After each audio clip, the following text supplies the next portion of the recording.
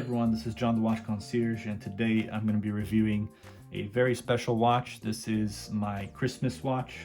So not the watch that I got for Christmas as a present, but the style and the look of it looks very good for Christmas and holidays and kind of special occasion. So I'll show you exactly why, but before I just kind of wanted to talk about this brand here. So Lobinni Interlaken, they do have other times where they have this as engravers instead of interlocking, and it even comes with this bag here. So again, it does have the different name there, engravers, which I don't know if that means that they have a different kind of line. So they have one interlocking and another line is called engravers. Yeah, it's a kind of nice little bag that you can give as a gift if you're buying this for someone, or yeah, I don't know, they include this for some reason with every watch that you buy from them. So it's very nice. I think it's a nice little bag and extra thing to have. But yeah, but I guess the main name is Lobinni, and they are not a Swiss brand. They're just an AliExpress brand. And they're of course based out of China, but they make some very high quality watches. I think they're considered, or at least I consider them to be kind of like the higher end of AliExpress watches and watch brand. So I think they are even better than Pagani design, but at the same time, the watches that this brand makes, they're more dress watches. They don't make really that many sports watches or homages to like Rolexes and Omegas or anything like that. They might have some inspirations taken from brands like Jaquet Droz and Patek Philippe and Alain Gensuna, but for the most part, I think they do have some very original designs. But this particular watch, I guess you could say, takes inspiration from or is an homage to the Jaquet Droz Grande Seconde. In particular, the Sunstone one, which is the one with the red dial. So you can see how elegant this dial is, and the watch and the whole case is just very fine quality. Very good finishing there. You can see the crown is got stamped on the L logo there for Lobinni. And you got the pusher here, which is for the month up at the top sub dial there.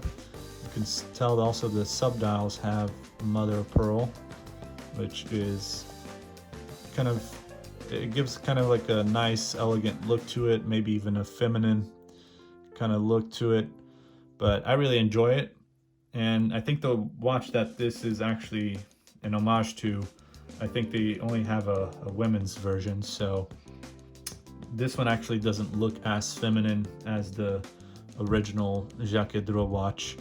And this isn't an exact homage or copy as the Jaquet Droz, because there's certain differences that you can tell if you look up the watch that I'm talking about. You'll see the differences, but I think the main thing that they kind of really imitate or take inspiration from is the red subdial, or the red dials, and then kind of like the subdials one on top of the other like this. Except for the Jaquet Droz Grande Seconde, you could notice that this subdial here at the bottom would be bigger, and it would be a seconds subdial. So, and for the top it would be the time, and they actually have no hands here in the middle for that watch that I'm talking about. So you can definitely see that this is not an exact copy or homage, but it does take some form of inspiration from that piece.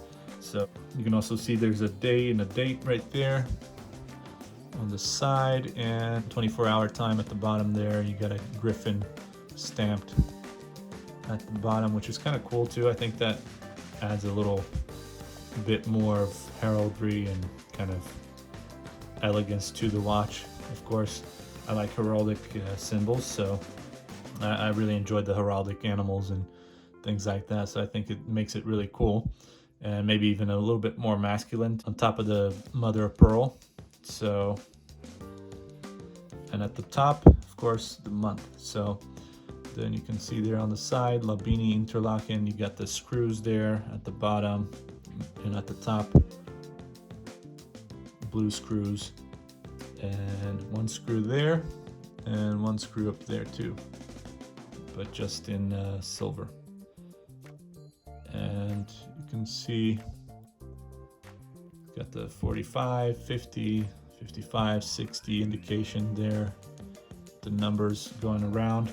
So it's really, I think there's a lot of attention to detail in this watch, and you can tell how there's a mix of both polished and brushed finish to the watch here, to the watch case. So it's definitely not anything kind of cheap looking. And even here on the clasp, you can see it's got the perlage going there, which is very nice. You don't see that often on many of these brands. You got the Lobinni there,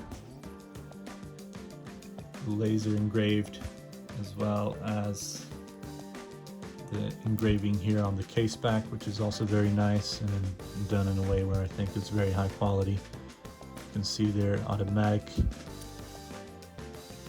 stainless steel and 316 stainless steel. You can see there the 316 and 50 meters water resistance.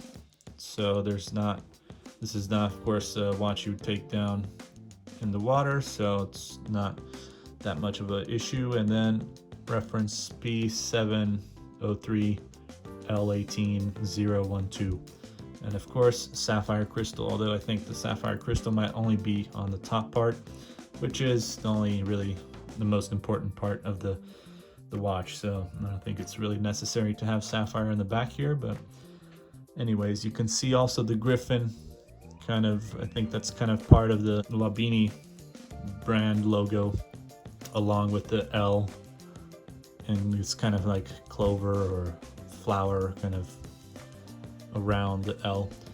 So you can see they have some details, nothing really on the movement itself, no decorated movement, but that's all right. I think this is really good enough, and I think they've done a fantastic job. I mean, the quality also of the leather here, the leather strap is fantastic, and I think the brown really goes well with this dial and the rest of the case and the rest of the watch. So yeah, I think they've done a fantastic job, and as I said, not an exact homage to the Jaquet Droz Grande Seconde, but it does take some inspirations. And before I go, the case size is 42 millimeters, and it's got a case thickness of 13 millimeters, which is actually a pretty good size. I think it wears more like a 40 millimeters, so you wouldn't really tell the difference. And we can take a look how it fits on me. One thing that I do have an issue with is this kind of clasp. Sometimes it gets kind of annoying to fit this on, and you can tell it kind of grips on my skin there, which can hurt at times. You just kind of have to figure out how to put it in a way that it doesn't grip. So sometimes it can take a while to put these on, but I think I have mostly figured it out. And you can kind of just do that, but yeah, there you go. And you kind of just adjust it after, but that's just a small little issue there that I have with these types of clasps, but that's okay. And you can see how it looks, and feel free to subscribe, like, share, comment, and of course check out all the other videos in my channel.